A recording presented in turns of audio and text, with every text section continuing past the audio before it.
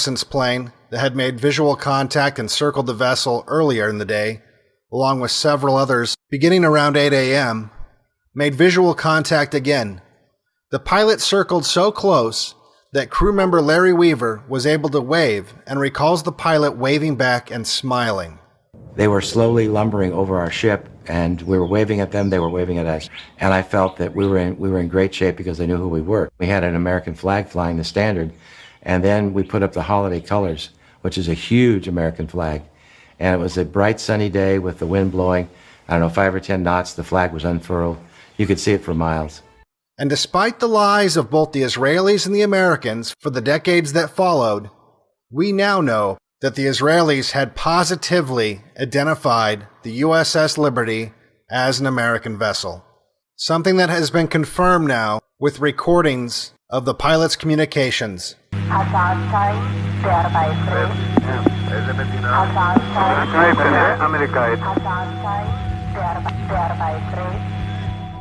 The crew felt comfortable in the knowledge that the Israelis were aware of their location in the dangerous region and able to identify them, which is probably why they were so bewildered when on that sunny day they witnessed the inexplicable. The attack was obviously deliberate. I consider it just cold-blooded murder of American sailors that day. 3 hours after Larry Weaver would wave at the smiling pilot, as sailors sunbathed on the deck of the USS Liberty, 2 unmarked Israeli fighters launched missiles directly at them without warning. I saw them come at us. In fact, I was looking through the porthole when the jets came down and leveled off on us at attack attitude. To my surprise, there were red flashes under the wings, and missiles, rockets started hitting the ship. But that would not be the end of the attack. The Israeli jets began strafing the deck with machine guns as the crew of the Liberty ran for cover. We were under attack. We could hear these shells hitting the ship. The whole ship would ring. It was like you were on the inside of a huge bell and someone beating on it with a sledgehammer. The Liberty immediately attempted to radio for help, that in addition to the damage caused by the assault to their antennas, their radio transmissions had also been jammed. You'd have to know what frequencies we were going to come up on. To know that, you'd have to know that we were an American ship. They were jamming both our distress frequencies and our tactical frequencies. The tactical frequencies is all right, but the international distress frequencies is a violation of international law to jam them, and the Israelis were jamming them. This was no mistake. The Israelis knew exactly who they were attacking, and declassified documents now show that order came straight from the top. We now know the order came from Mayush Dayan.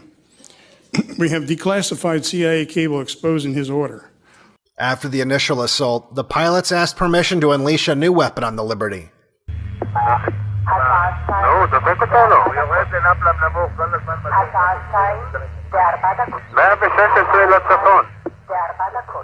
An order to napalm the defenseless ship was given. Remember, at this time, and ever since, Israel was considered our ally. While the Liberty burned with napalm, 2 Israeli warboats approached and began discussing with the pilots who would get to finish her off.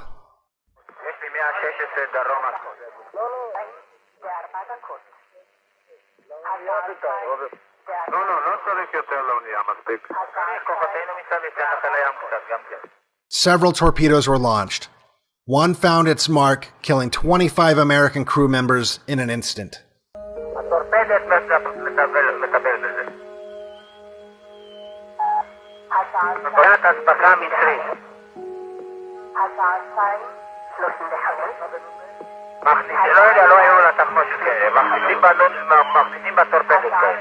The ship was severely disabled, but the crew was trapped.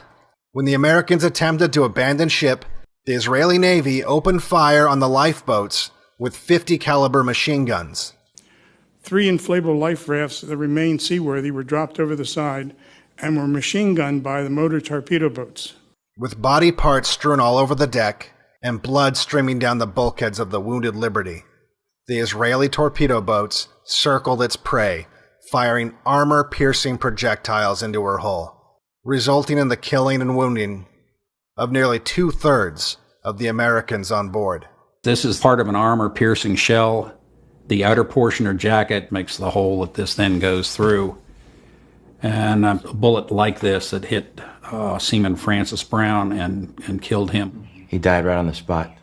Just fell to the floor dead. He was just barely 18. During the assault, one of the surviving Marines was able to wire a makeshift antenna and get a Mayday message out to a nearby American fleet. My RMs, not knowing any better during the strafing runs, were stringing long wires so that we could get an SOS out. And thanks to them, the ones that survived, we did get an SOS out to the USS American. The Israelis intercepted the message, and fearing the Americans were sending out fighters to respond, called off the attack and summoned the American naval attaché and claimed they had made a terrible mistake. And word must have traveled fast, because President Johnson himself personally demanded that the fighters responding to the cries for help coming from the Liberty were to be recalled. Robert McNamara ordered the aircraft recalled. He challenged the order, and Lyndon Johnson came on. Said he didn't give a damn if the ship sunk. He would not embarrass his allies. This was the worst attack on a U.S. naval vessel since World War II, and the response from the Americans was to cover it up. The Mockingbird media barely mentioned the attack, calling it a friendly fire incident. The Johnson administration discussed sinking the Liberty so that it couldn't be photographed. Survivors were threatened. The Navy told the Liberty survivors never to talk about the attack to anyone, including our families. Repercussions for violating these orders to silence could result in your court-martial, imprisonment for violating national security, or worse. NSA agents even camped out at their homes to ensure the press blackout. Israel hired journalists to plant pro-Israel stories in the media and threatened to accuse anyone who leaked the story of the Liberty with cries of anti-Semitism and blood libel. The inquiry was shut down, testimony erased, and for decades, those involved in the Johnson administration and the Israelis lied about the incident. Nobody ever asked why Israel would attack an American ship with unmarked jets and jam its communications. They never asked why they went to extreme measures to try to make sure there were no survivors on a ship they knew with certainty belonged to the Americans. Something that only seems to make sense if Israel intended to blame the attack on someone else. Had the Liberty not been able to get its transmission successfully out to the American fleet, would the attack have been blamed on the Egyptians? Had it sunk, I assume when debris washed ashore the next day, it would have been blamed on Egypt. Many, many miracles that day. I never myself accepted the Israeli purported explanation. Accidents don't occur through repeated attacks by surface vessels and by aircraft. It obviously was a decision taken pretty high up on the Israeli side. Would the Americans have been lied into another war to fight on the side of those who attacked them? Once again, now that enough time has passed to ensure that nobody will pay for their crimes, the truth finally trickles out, and the guilty parties are pleased at the complete absence of a reaction from the American people. Because after all, history is written by the victors. And if there's anything that's as clear as that morning in 1967, it's that Liberty never had a chance. The ultimate lesson of the Liberty attack was that it had far more effect on policy in Israel than in America.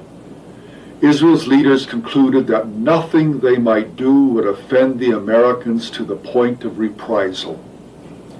If America's leaders did not have the courage to punish Israel for the blatant murder of American citizens, it seemed clear that their American friends would let them get away with almost anything. For Black Pilled, I'm Devin Stack.